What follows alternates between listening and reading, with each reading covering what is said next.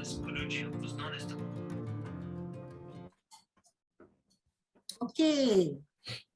Assalamualaikum and good evening, everyone. Good evening. Welcome again to Say It As It Is, episode yang ke-18. Yeah, so we have already 18 episodes.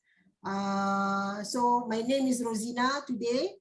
I'll be a host, and also our usual host Zufa cannot make it today, so hopefully he's around watching. So today is we have some guests with us, who's our panelist, who is going to be contributing to our following up on our past episodes, which is talking about seniorpreneurs, talking about how people who wants to who are older starting a business later in life, people who wants to switch career from mungkin makan gaji to become a business owner, or to simply just wants to start a business later in life, which is when we're saying about later in life, about over 45 and things like that.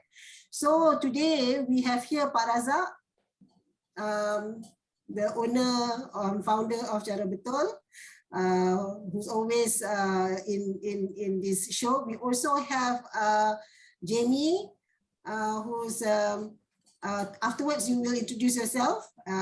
Also Cik Abu Hassan, and also Mr. Gete, who is going to be our guest today. And welcome Cik Azlan, and also Bobby, to be in this program. Thank you so much for being here. So as the participants, please, you can ask questions anytime. You can speak up, or you can just write into the comment, the chat box. Yeah. Okay. So just a little bit. We are from Cara Betul. For those who are also in our FB live box, live. Okay. So just a little watching. Who is watching? Yeah. So we are from Cara Betul. Cara Betul is a training and coaching organization, and we propagate doing the right things right. Yeah. So currently we are having a program called Entrepreneur Journey, where we want to teach the way to start the business right, so that the business can be sustainable and can achieve better success. That is what we are propagating. Yeah. And we have this program, Say It As It Is, on a weekly and bi-weekly basis, for us to discuss on issues on entrepreneurship, dan juga kesawanan, so that we can share all our experiences, and we can get knowledge, so that we can be better prepared for us to start and run our business. Yeah. So as we have mentioned tadi, for the last few episodes ni memang kita have been discussing starting a business late in life. So today kita nak bercakap dengan orang-orang yang have started their business late, seperti Puan Jamie dan juga Encik Abu Hassan, of course Encik Abdul Razak juga, and also Mr. Gary. Yeah. So let's share our experiences. So before we start, perhaps our guests boleh introduce yourselves. Just talk about your business a little bit, so just get to know a little bit about yourself. Kita start dengan Gary, please. Okay. Well, basically, I've been in the advertising communication business for many years. I think close to about 35 years. And every business that I started was actually somehow rather related to marketing or advertising. And now that I'm turning 55 this year, I'm thinking about venturing into something else, which I haven't figured out yet, but I'm thinking of something to do with helping small businesses. But that's something I'm still thinking about and exploring. But that will be starting business at my later age. And I think I will probably look for something different. Yeah. Okay, I'll hand it over. Yeah. What about Cik Abu? Please unmute.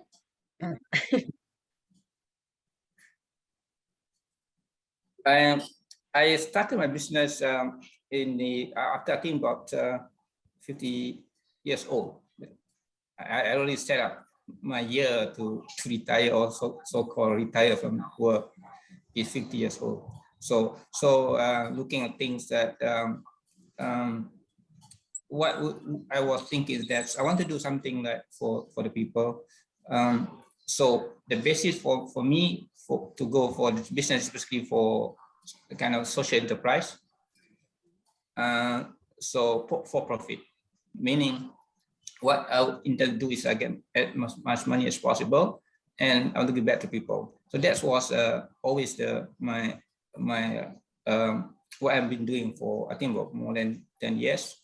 And so in hospitality, in consulting, and a couple of other things, and also even in knowledge, even now. So what we have done, basically, whatever money we got, we give back to the people. We give books to schools and all over the world, and that kind of, and I also involved in university and helping new children, new young people in university. So I'm teaching as well.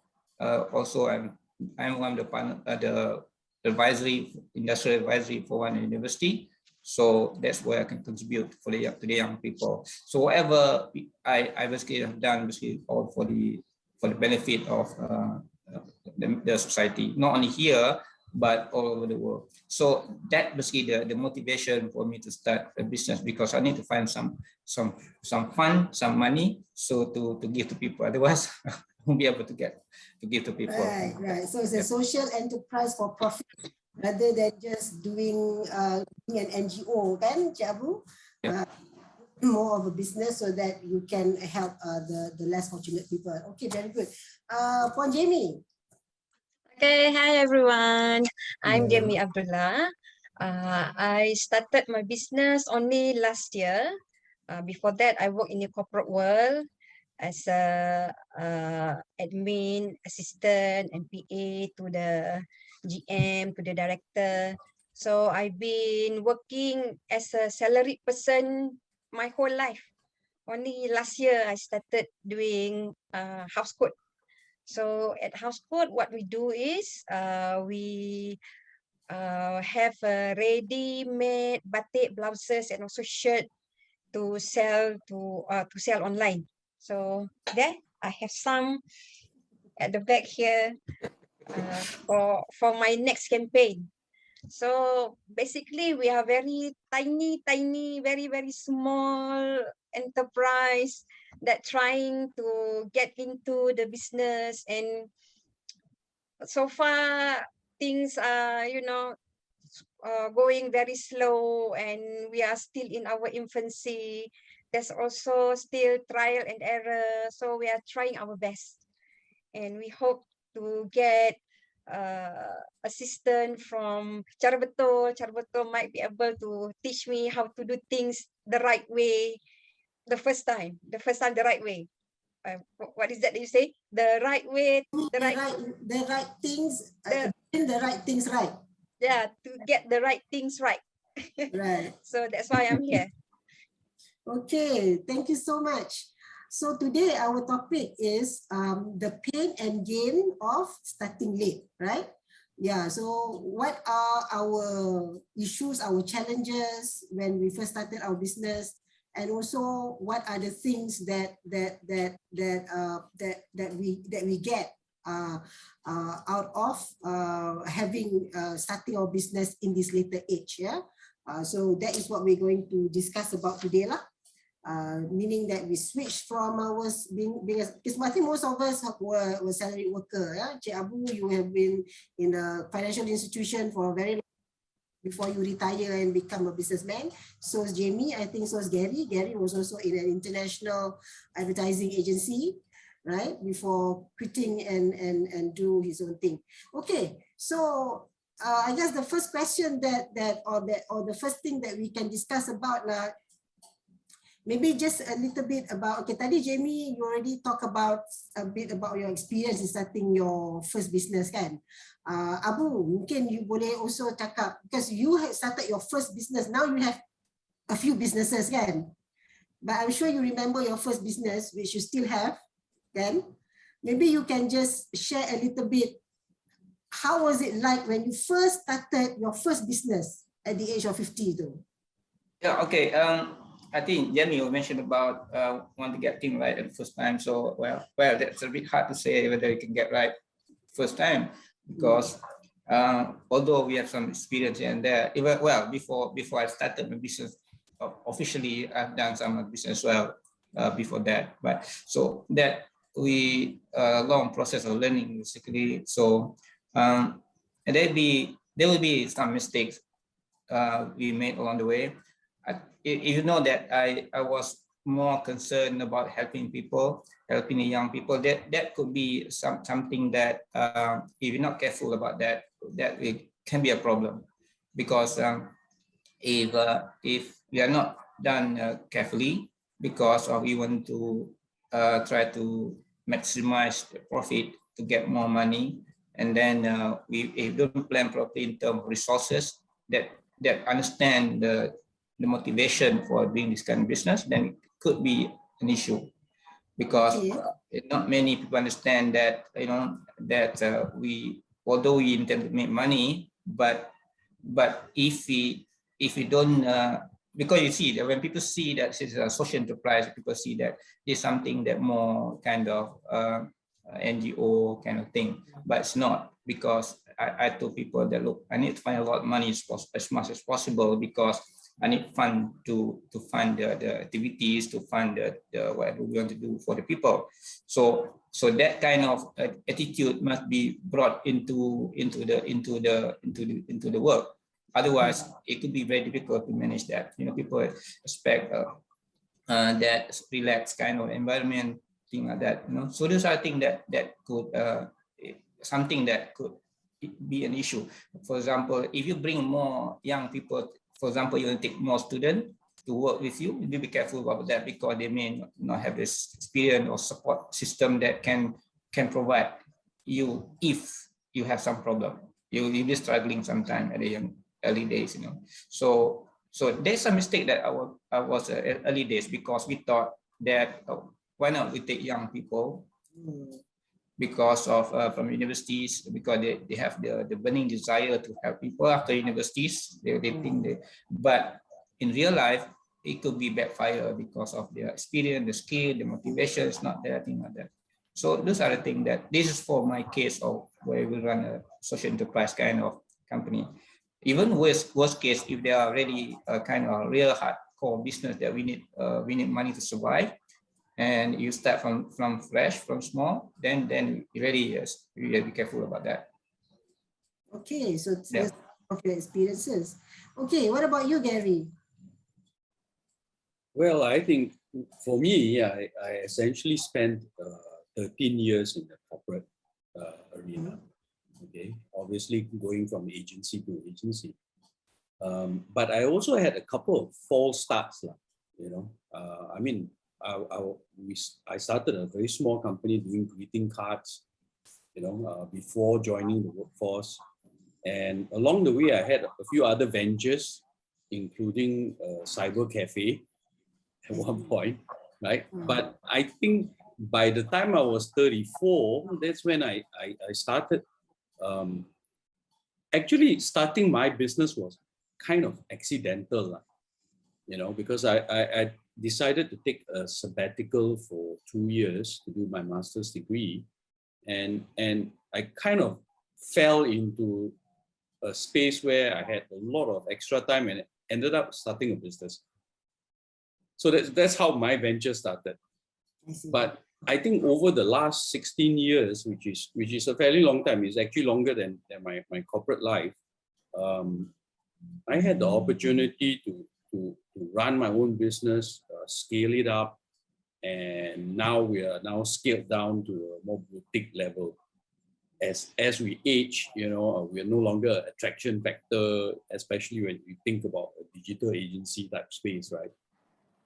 So at the end of the day, at my age now, I'm thinking, what could be the next step? exploring outside that territory, within my comfort zone or outside that zone.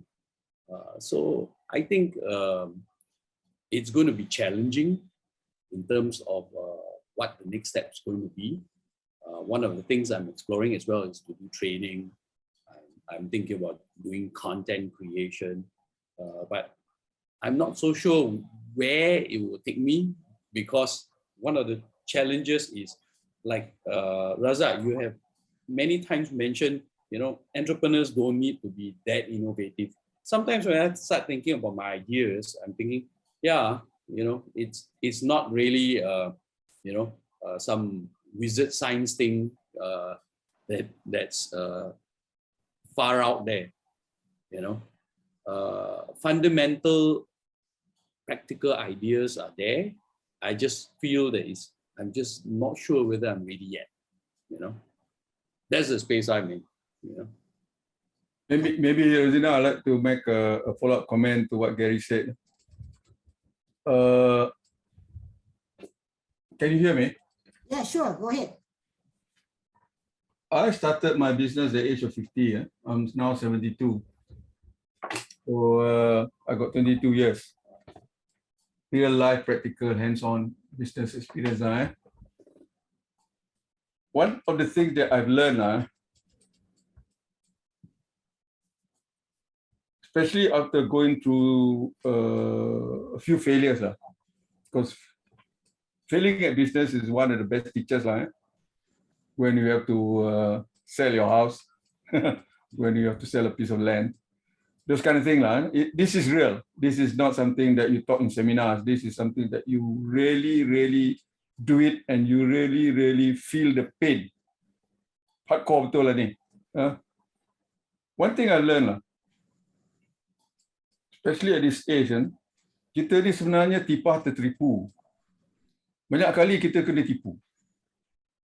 Siapa tipu kita? Orang yang tak pandai bisnes, mengaku dia pandai bisnes, dia tipu kita macam mana nak buat bisnes. One of the things that I realized, you got to be innovative to be successful in business.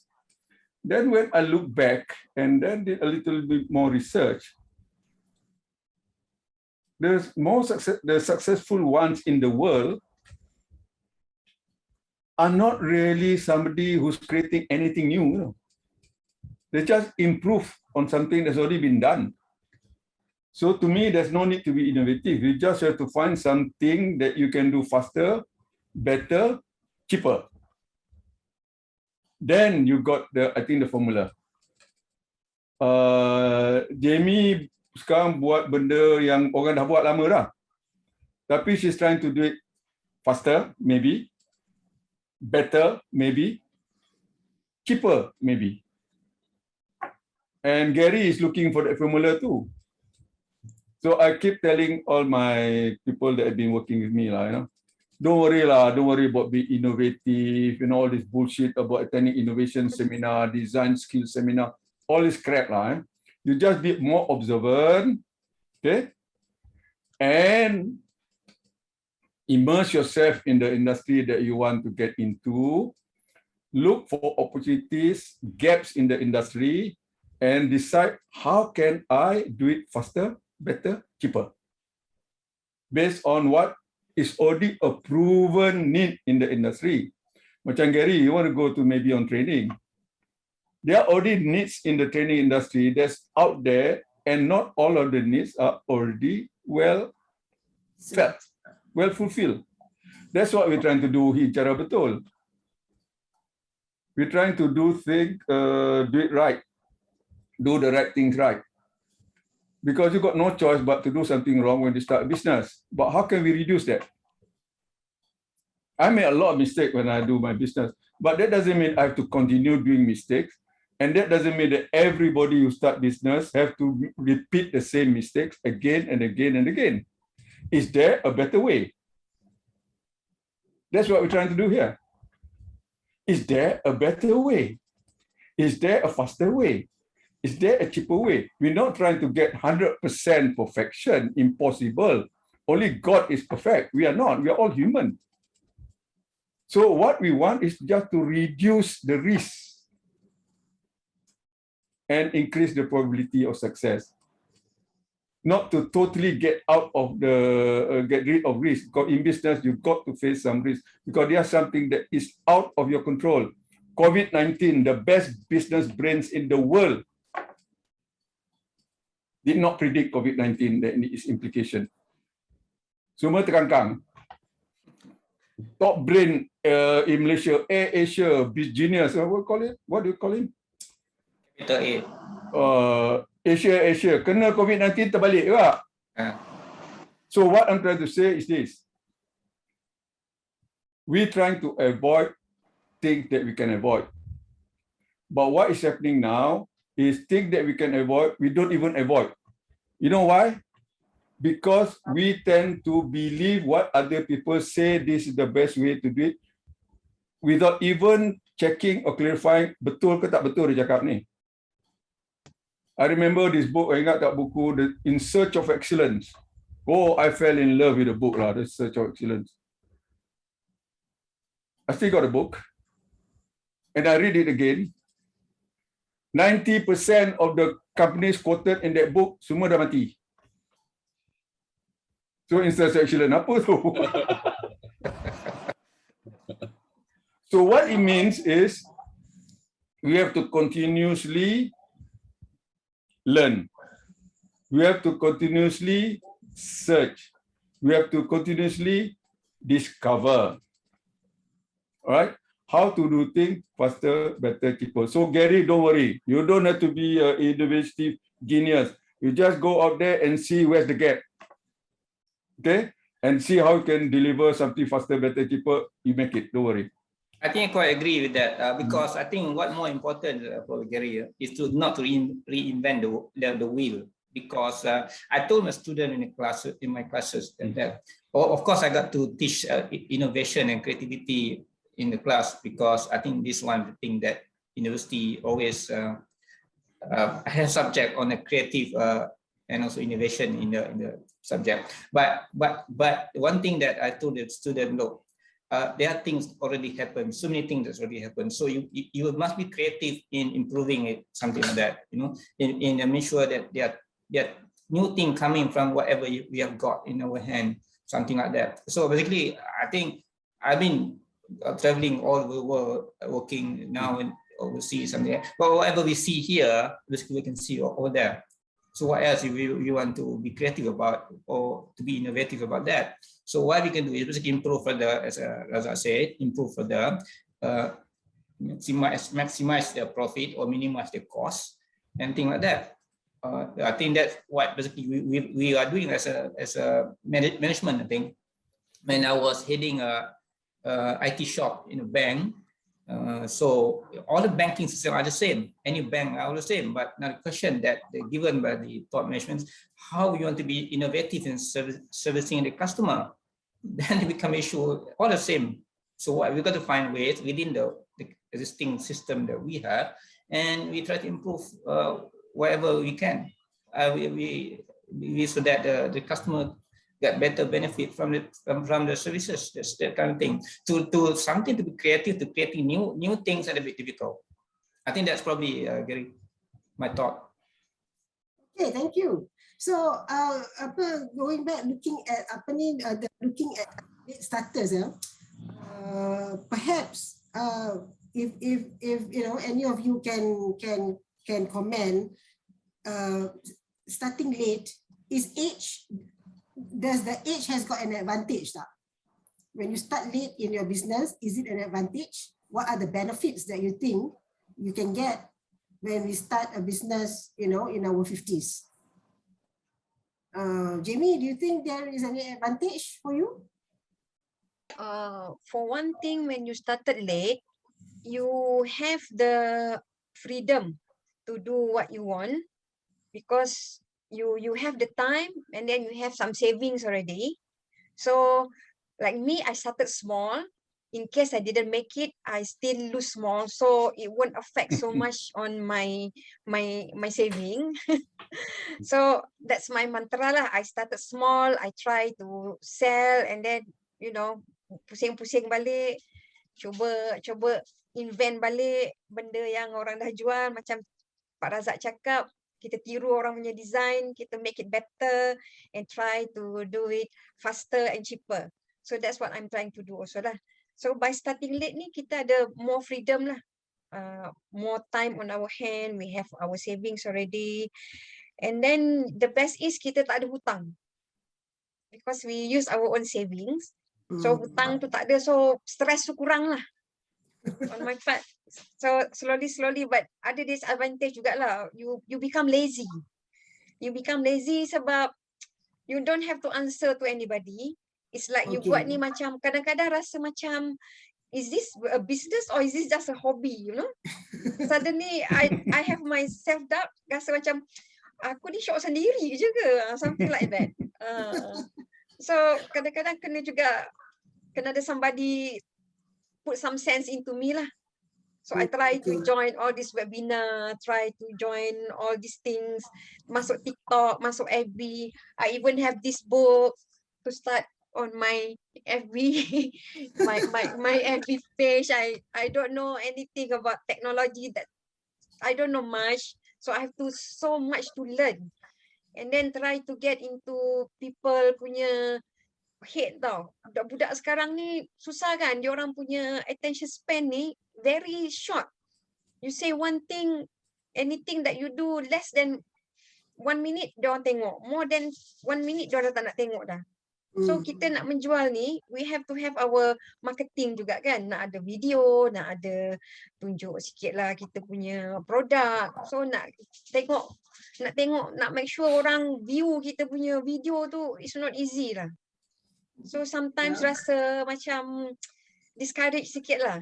Rasa nak give up pun ada. Tapi rasa bila give up, nanti nak buat apa pula, boring pula, duduk rumah tak buat apa kan. So, I'm still at that crossroad. I'm doing this for business or for hobby je. Macam, I do need money, of course I do need income.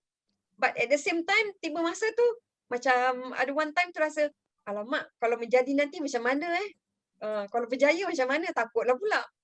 Something like that. So, baru 1 year buat benda ni, so I'm still at the crossroad. I'm still trying to find myself. That's what the young people say kan. I'm trying to find myself. I'm still trying to find my footing, where I'm heading. Yeah, I guess at this what I'm getting is that even at this age, the advantage is that we do have the time because we don't have much of commitment in terms of debt ke hutang ke semua tu. So kita ada masa to do something, and then we learn, make a little mistake, and then we learn, and then do again, learn and do again kind of thing lah. As opposed to you have to do it, you have to do it, you must do something at a particular time. Kalau tidak, you kena jual rumah ke apa ke, those kind of things is not in your head lah. So you can do anything you want essentially. Kan? Yeah, so that is one advantage perhaps of starting late. What about Abu, what do you think? Your experience in starting late ni, what are the advantage for you? Well, I think even though it's starting late, I think something that I think is quite a good thing, because over the years, to be honest, I'm slightly different from case of Jamie, because I think probably know that I've been quite working in the stock market, in the stock exchange for 20 years, and then banking. Also, I have top position in banking sectors in the CIO of a bank. So those kind of things probably bring along with some experience, some kind of confidence to deal with the situation from the not from the lower level, but probably in a higher level. So they also experienced with me that meet a lot of people, and because of the need to be social conscious about because my business is about social enterprise, so I need to meet a lot of people. So although I basically pemalu sikit lah, so but it's no choice lah, because I got to earn a living. So that kind of thing is what made me more confident after 50 is because the things that I've learned over the years, you know, at the highest of the organization, big organizations, especially in the banks, in the stock market, in the Bursa Malaysia, and also a few others. Also, those things bring the experience, bring the confidence for you to be there in the market. So because of that, then you can deal with a situation sometimes very difficult to understand sometimes in the market. So especially the financing, all the kind of stuff. But because that's just solved my problem, because I know banking, I know where I can get the funding, I can get from the stock market, I know what you're going to do with these corporate exercises in the stock exchange, thing like that. So I mean, for people to basically make it so difficult to understand for some people, but I think quite smooth to me. So when I move overseas to work overseas as well, so that's not an issue at all. So that's a bring more confidence. I think you can be there, you feel that you are capable to manage a situation, thing like that, you know. So yeah, that's the case. Okay, thank you. So Gary, now that you want to start something new, what do you think that you can bring along with you and all the years that you have been doing your other businesses? What do you think you can bring now at this point of time? I think when I started all the other smaller businesses, and even in my 30s when I got into the agency business, no matter how you look at it, I was like in this constant rush all the time, trying to scale, trying to explore. I even had a MSc status company. We were exploring technology. We were, you know, it's always chasing, and you find that I think what we've done is we've come to a point where we have an option to slow the pace down, explore, look at what are the different kinds of opportunities that are available. And I think starting late, you have already absorbed all that experience to be able to look at what is the right direction you want to go, or what approach you want to go. I think that's where that age and maturity really matters, you know. Okay. And of course, doing something that you enjoy, not like a hobby though. But I think something that you can appreciate and that you can give back in some ways. Right. So what you saying is that last time that you are, you're doing things fast, with you have a lot of energy and adrenaline, and now you can see that doesn't, taking things slow, reflecting, and then doing things that you really like, that can be fulfilling, could be the, it makes it more satisfied lah. I think this is something I will add in, okay? And I think Raza is going to enjoy this a little bit. I think in starting any kind of business, okay, sometimes you miss out on that greater vision, okay? I think a lot of what I had in the agency, we never planned for a legacy, That's why now as we move ourselves out of that space, there is no legacy that we're leaving behind. Okay, you could say that that's a failure, or it's something that we're shifting or pivoting. That's something we never looked into. So I think even starting business, you got to be figuring out, what is your checkout at some point, right? I think whatever you decide to do, there needs to have that path. I think when I started at 30 something, we were just doing a lot of stuff that were just exciting and excited us, right? In the long run, that long play, you never figured out. Okay. I think starting later, you would have a proper plan in place. You would have paced yourself very differently. a proper plan, and perhaps also leave a legacy lah, as opposed Yeah. to things that you know what's going to happen. I really support what Gary said. That's why you know how good to respond. Because we do seem to think alike when you reach a certain age. The advantage of age, you don't have to follow conventional methods. Age gives you the privilege to be different.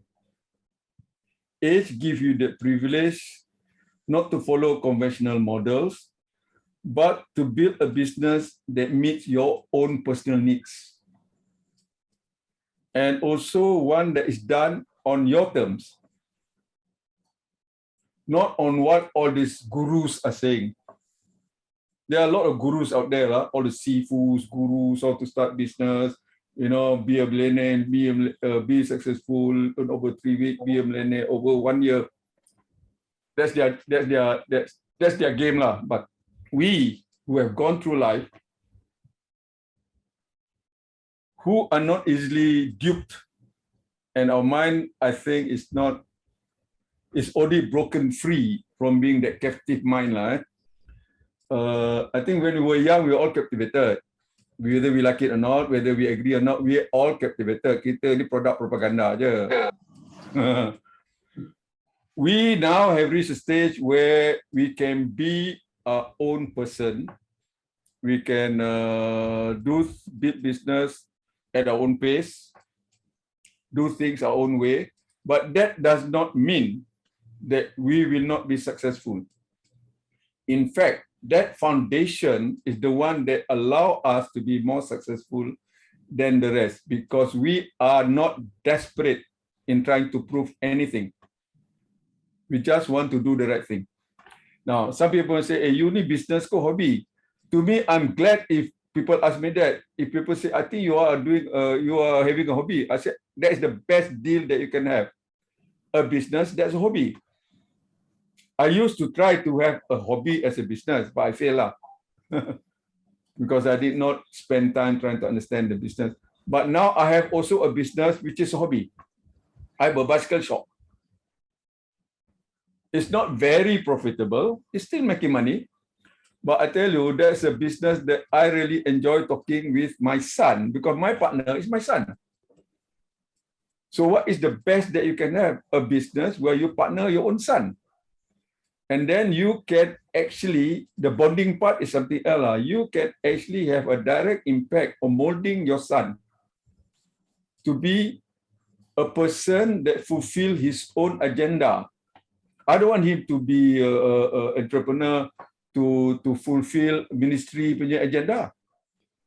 I don't want him to be usahawan that fill the image of what Mara says.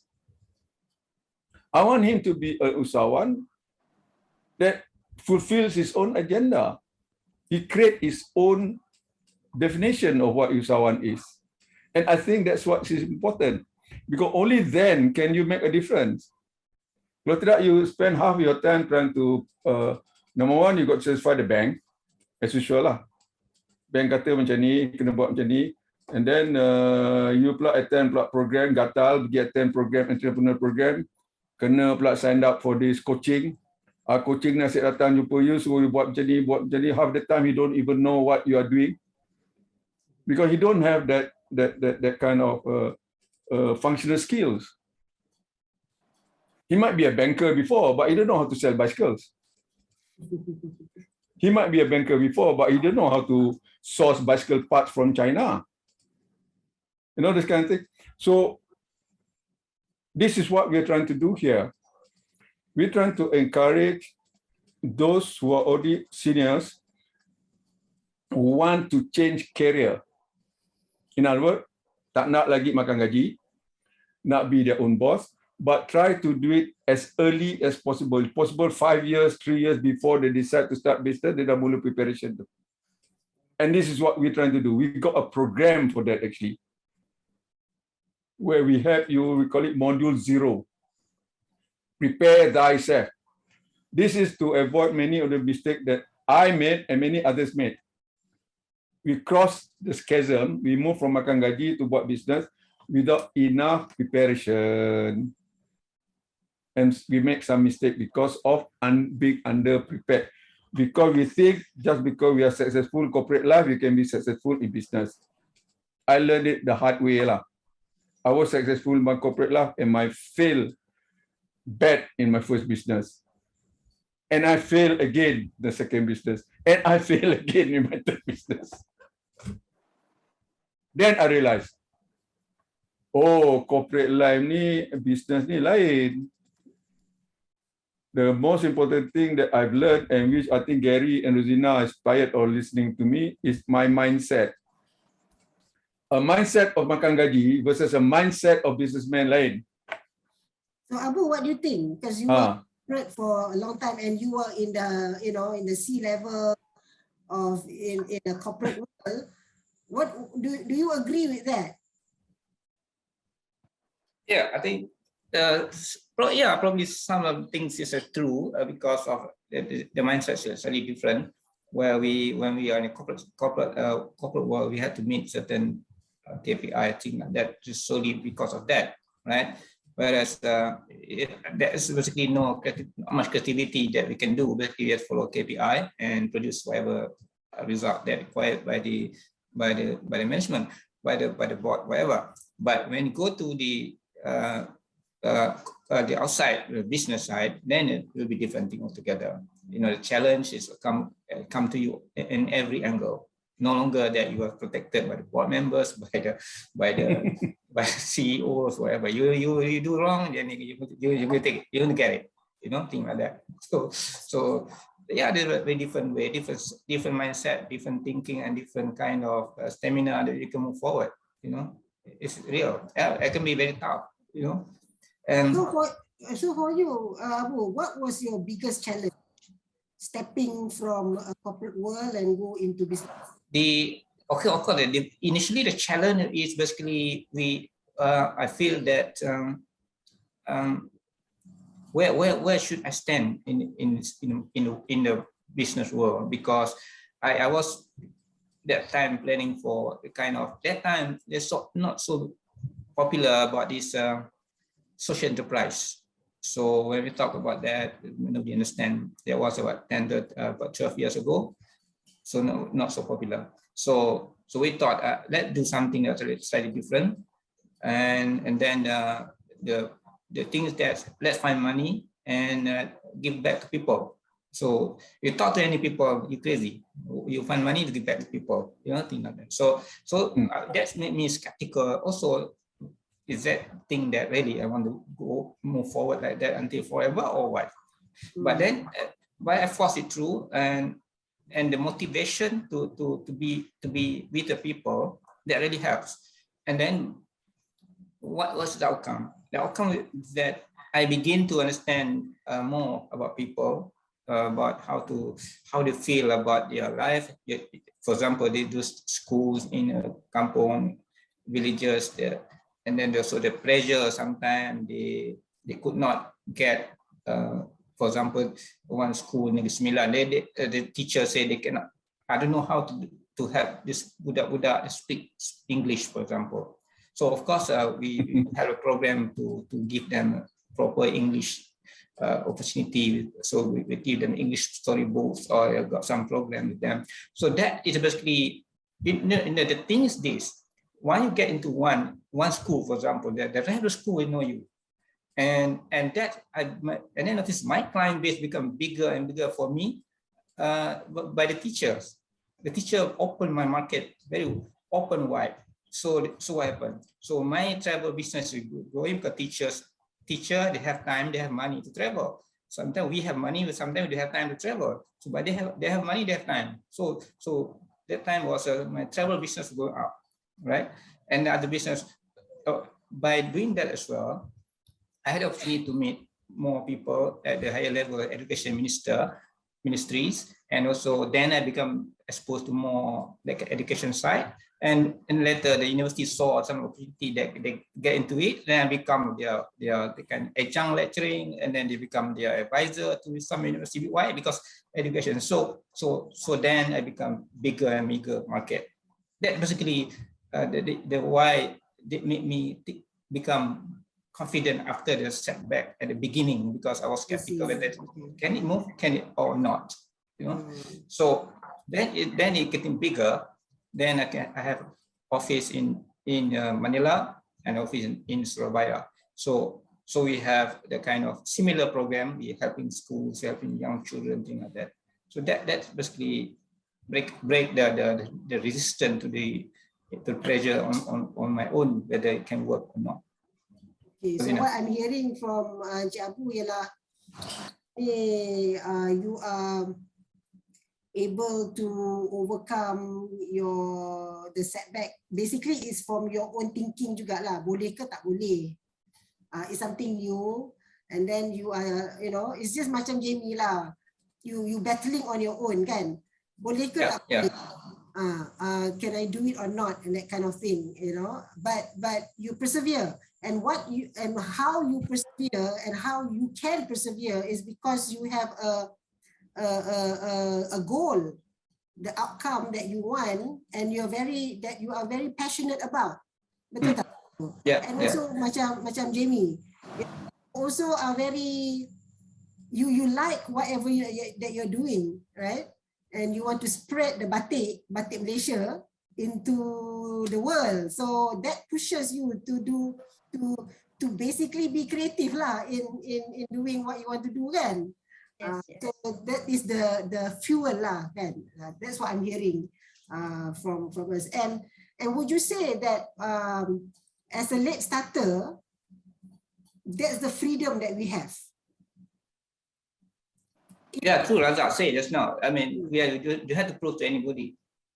Right. I agree.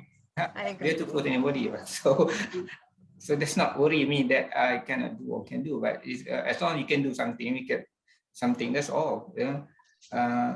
So-called, I think it become a hobby, kind of something hobby to see things happen, things happening. I starting business in Uzbekistan, for example, is something that new, something that I want to replicate the whole thing, the whole process is going. I think I begin to understand that, I met probably 10 universities in Uzbekistan, and then they begin to like the idea, and then I become part of their people. So basically how we gel with this whole situation over there. So the now opportunities come in lah. Yeah, so there's a lot of things coming in. So that's how things can work. I was helping a couple of weeks ago. One ladang nanas, nangka in Pahang. Your So nangka this is a power. thing that something that I think quite a good classic example where people getting help from government and 20,000 ringgit, 20 acre land, and Jabatan Pertanian kata, okay, who want to grow nangka? We got the 20 acres of land, and then we give you some fund. So everybody want to do that. But then the question is, when nangka sudah keluar, what are you going to do with the fruits? They don't want to sell. So the fruits. Ada nangka jangan jual. So then I asked them, so why you decided to? I don't know. The government give me fund, helping people try to do nangka. So Kerjaan bagi buat je lah. that is a problem that we're facing. So tu cara betul lah. We teach dia how to jual. Excitement because of the opportunity. They get that tanah 20 ekar, and then tanam nangka, and then supported by the Kementerian Pertanian, Jabatan all those things. So fail. This type of people should come to our courses lah. You should. I know. I've known a lot of this kind of people because this is also part of my social enterprise to help them. I think I was working with Pharma and also Kementerian Pertanian to help this one. Also, I'm working with SME Corps to help this company to bring their product to overseas. So Turkey or that. I train them to certain thing about a little bit on marketing, packaging, that with a university. So all these things, but the story is failure because they jump into the situation where they got funding, they got the kind. Itu yang Razak kata, the success normally they're not the younger one, probably the age of 50 or 40, probably the chance of succeed is much higher. Yeah. Okay. So there those Cik Azlan. So okay. Cik Azlan have to go. All right. Thank you so much, Cik Azlan, for being here. Okay. So kita pun actually we are over time already. 1 minute. We're supposed to finish by 9:50, but it's okay. So that's why Cik Azlan have got to go. We didn't have the chance to chat with him tadi, but it's okay. So yeah. So I think we want to wrap up hari ni, and I think we have a good chat. I'm sure there's. Rosina, can I say something before we close? Sure. One of the initiatives we are starting, cara betul ni, is to form a group or a community lah, a Facebook group or Facebook community called Cara Betul Community. Now, the name is Cara Betul, tapi this community is actually to attract people who are interested in starting business, especially those that are above 40, to join this community and learn from each other how to do it the right way lah. And then we hope by doing so, we'll be able to I don't know whether this is the right word, tukar image of the entrepreneur. Sekarang kalau kita fikir image entrepreneur ni orang muda, kan? Kalau lelaki mesti handsome, kan? Kalau perempuan mesti lawa. And then dia pakai coat, and then bawa kereta kuda atau apa nama, Mustang. And then duit banyak, you know. And then bila dia bercakap tu, dia bercakap dengan confident yang terbawa-bawa, terbuat. I mean, you can feel their confidence overflowing lah. But the real entrepreneur is actually people like you and me lah. Kita not sure what we are doing, but we are still willing to try it out. We are not sure whether this is the right way to do it, but we're willing to learn. We know that we might not be correct, but we are willing to take the risk. And we don't have the idea of having a public listed company. But if it happen, Alhamdulillah, kita happy lah, kita dapat public listed kan. But actually, this is the group of people that I think I should or encourage or promote or develop. Real people with real need to start a business or a real interest into start a business, but still have a lot of deficiencies. And then working as a group, we can learn from each other. And this is the thing that we want to do. So what we hope to do to attract people to join this Cara Betul Facebook group, and then we create activities that we could learn. The best way to learn is learn from those who are already in business. Avoid learning from, a bit frank, avoid learning from people who tak pernah buat business but talk about business. Example, government servant, my old professor, I selalu gaduh dengan dia. Dia tak nak buat business but telling me how to do business. I said, macam mana, Prof? Business experience ini from buku. My business experience from the street. I lost my house. I lost my land. This is what I'm saying. But you saying this from the book. You did not take any risk. What should, you know? We have differences of opinion here. And this is something that I want to cross the bridge. I want to cross the bridge by having this group. Real people talking about real experience to real people who want to do the real stuff. In other words, dia betul-betul nak buat bisnes lah. It may start as a hobby, tak apa. Tapi benarnya hobby itu sebenarnya bisnes dia besok tu. Tapi dia serius. People with a serious purpose of doing business, because I know and you know and we know entrepreneurship is the future of this nation. Betul tak betul? So let us get involved. Let us do it our way. What is our way? The Cara Betul way. Yes. We Itu will share the link. We will share the link to Cara Betul community. That's my sales talk lah.